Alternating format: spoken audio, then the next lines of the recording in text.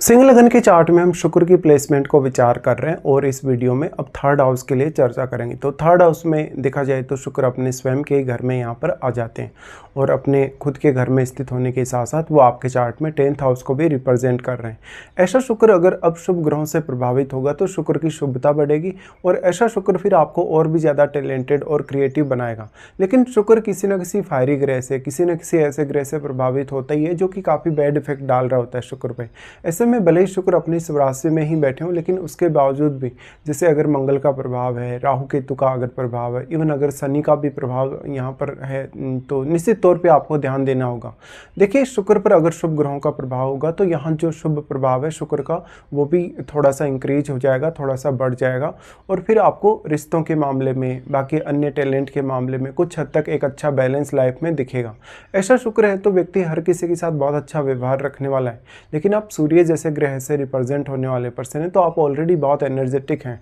और आपको शुक्र पर अब किसी भी ग्रह का बैड इफेक्ट नहीं चाहिए। ऐसे में शुक्र आपकी मैरिज और आपके रिलेशनशिप के लिए भी काफ़ी इंपॉर्टेंट हो जाते हैं। इसके साथ ही थर्ड हाउस के शुक्र की प्लेसमेंट आपको बहुत ज़्यादा यात्रा करवा सकती है और यात्राओं के दौरान आप अपने जीवन में काफ़ी सारे नए अनुभव भी हासिल करेंगे और उनसे आप बहुत कुछ नया सीखेंगे, बहुत कुछ नया जानेंगे और अपने टैलेंट को भी आप बेहतर करते जाएंगे। ऐसा शुक्र है तो जातक शुक्र से रिलेटेड अगर कोई भी बिजनेस करे, शुक्र से रिलेटेड वो किसी भी फील्ड में अगर काम करे तो वो बहुत ही बेहतर कर पाता है, क्योंकि थर्ड हाउस है वो आपके खुद के प्रयासों का है, आपके खुद के टैलेंट का है या आपके खुद के कम्युनिकेशन का है। ऐसे में यहाँ पर अगर बुध का सपोर्ट भी शुक्र को मिल जाता है या मान लो चंद्रमा का भी इवन यहाँ पे अगर सपोर्ट मिल जाता है शुक्र को, तो आप और भी ज़्यादा बेहतर परफॉर्म कर सकते हैं। अब शुक्र मेनली यहाँ कौन कौन से प्लैनेट से प्रभावित है। देखिए, अगर सूर्य से प्रभावित है शुक्र तो मैरिज में आपको पार्टनर की तरफ से बहुत ज़्यादा डोमिनेटिंग स्थिति देखने को मिल सकती है, लेकिन फिर ये कैरियर के लिए आपके लिए इंडिविजुअल तौर पे बहुत ज़्यादा अच्छा हो जाएगा।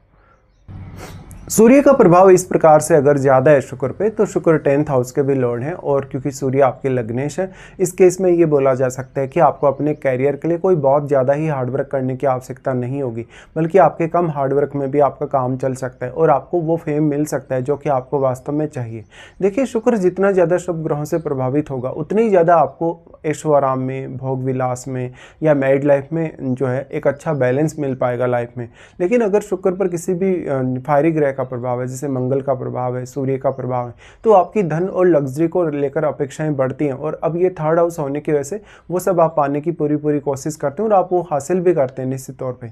अब इस प्रकार का शुक्र है तो शुक्र यहाँ पे वक्री नहीं होने चाहिए, क्योंकि शुक्र अगर स्वयं वक्री हो जाएंगे तो शुक्र का जो प्रभाव है, जो इनका खुद का एक्चुअल प्रभाव है, वो कम हो जाएगा और ये काफ़ी शुभ ग्रह हैं तो इनका प्रभाव भी यहाँ पर काफ़ी शुभ ही है। देखिए, शुक्र अगर बुरी तरीके से प्रभावित नहीं है तो आपको अपने रिलेटिव्स के साथ, पड़ोसी लोगों के साथ, आपके इवन भाइयों के साथ बहुत अच्छे रिलेशन दे सकते हैं। लेकिन यहाँ पर आपकी काबिलियत का बहुत बड़ा रोल होगा और शुक्र अब अन्य कौन कौन से प्लैनेट्स को प्रभावित कर पा रहा है या अन्य कौन कौन से ऐसे प्लैनेट भी आपके चार्ट में जो यहाँ पर शुक्र को प्रभावित कर पा रहे हैं।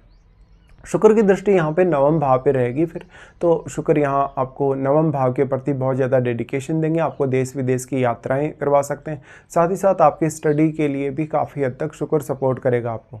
शुक्र के थर्ड हाउस में आने से अब अगर शुक्र मंगल से प्रभावित है, अगर मान लो यहाँ पर शुक्र प्रभावित है जैसे सूर्य जैसे ग्रह से या राहु केतु जैसे ग्रह से, तो जो कामुकता है आपकी, जो फिजिकल रिलेशनशिप है, जो मैरिज है, उसको लेके कहीं ना कहीं आप थोड़े ऑब्सेस्ड ज़्यादा रहते हैं। और अगर आपका शुक्र इन ग्रहों से प्रभावित है तो जीवन साथी के साथ काफ़ी उतार चढ़ाव आपके जीवन में आ सकते हैं जब भी आप मैरिज करेंगे उस समय।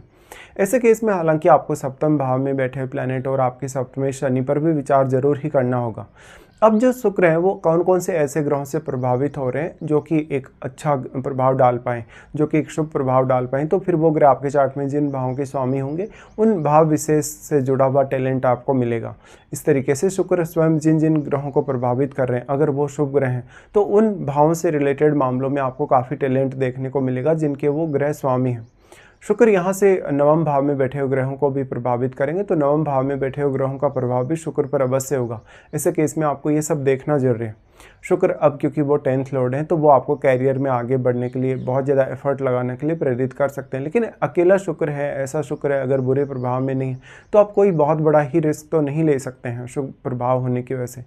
अब जो शुक्र है यहाँ पर अगर मान लो उसकी आपको महादशा आ जाती है, महादशा लगभग शुक्र की 20 वर्ष की होगी। ऐसे में 20 वर्ष की महादशा आपके जीवन में बहुत ज़्यादा अहमियत रखती है। और 20 वर्ष की जो महादशा है वो कब आपको शुरू होती है, कब आपकी कंप्लीट होती है। जनरली इस प्रकार की दशा अगर आपको 20 की एज के बाद कभी भी अगर स्टार्ट होती है और 50 की एज से पहले पहले तक अगर कभी भी समाप्त हो जाती है, तो ऐसी दशा को आप बहुत ज़्यादा एंजॉय कर सकते हैं। लेकिन यहाँ पर आपके लिए इंडिविजुअल रूप से फोकस करना आपको थोड़ा ज़्यादा बेहतर रहेगा। लेकिन अब स्त्रियों के केस में, पुरुषों के केस में शुक्र के जो थोड़े प्रभाव हैं, जो परिणाम है, थोड़े डिफरेंट रह सकते हैं। क्योंकि वैसे तो आपका पुरुष प्रधान ग्रह वाला लगन है, सूर्य का लगन है आपका, तो स्त्री के चार्ट में अगर शुक्र ऐसा है तो वो बहुत डोमिनेटिंग हो सकती है, वो बहुत ज़्यादा लग्जरी ऐशो आराम अपने जीवन में पा सकती है, अपनी लाइफ को बहुत ही अच्छे से एंजॉय भी कर सकते हैं। लेकिन शुक्र पर अगर बुरा प्रभाव है, शुक्र पर किसी राहु जैसे ग्रह का प्रभाव है, केतु जैसे ग्रह का प्रभाव है, इसके बावजूद अब आपको लाइफ में जो कुछ मिलेगा, जितना फेम मिलेगा, जितनी धन संपत्ति मिलेगी, जितना लाइफ में ऐशो आराम मिलेगा, वो आपकी सेटिस्फेक्शन लेवल जितना नहीं होगा कुल मिलाकर।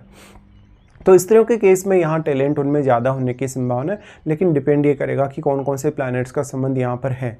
अब जो शुक्र है, क्योंकि वो 10th हाउस के लॉर्ड हैं और 3rd हाउस के तो वो लॉर्ड हैं ही, ऐसे में शुक्र के साथ बैठा हुआ ग्रह तो आपके लिए काफ़ी इंपॉर्टेंट हो ही जाता है। लेकिन 10th हाउस में बैठा हुआ ग्रह भी आपके लिए बहुत ही महत्वपूर्ण हो जाता है। इस हिसाब से देखा जाए तो आप क्योंकि काफ़ी ज़्यादा करिश्माई व्यक्तित्व वाले व्यक्ति हो सकते हैं, इसके लिए जब आप मैरिज पर बात करेंगे, रिलेशनशिप पर बात करेंगे, तो वहाँ पर आपको लगन में बैठे हुए ग्रह, सप्तम भाव में बैठे हुए ग्रह या जो भी ग्रह आपके सप्तम भाव पर प्रभाव डाल रहे हैं, उन ग्रहों विशेष पर विचार करना होगा। शुक्र की इस प्रकार की प्लेसमेंट है तो आप शुरुआत से ही काफ़ी क्रिएटिव और टैलेंटेड नज़र आ सकते हैं। लेकिन आप अपना टैलेंट जितना बेहतर तरीके से उपयोग करेंगे, जितना सही दिशा में उपयोग करेंगे, उतना ही आपकी लाइफ में ग्रोथ होने की संभावना ज़्यादा रहेगी। आपको मान सम्मान या पॉपुलैरिटी मिलने की संभावना भी उतनी ज़्यादा बढ़ जाएगी। लेकिन जब मैरिज और रिलेशनशिप की बात आती है और जब आपके बिजनेस की बात आती है, तो इसको आप अलग अलग तरीके से कवर कर सकते हैं अपनी लाइफ में। ये नहीं कि आपको बहुत ज़्यादा प्रेशर लेना ही है। ऐसे केस में देखना होगा कि अब शुक्र पर जितना ज़्यादा शुभ ग्रहों का प्रभाव रहेगा, उतना ही ज़्यादा आपके रिलेशन स्मूथ रहेंगे।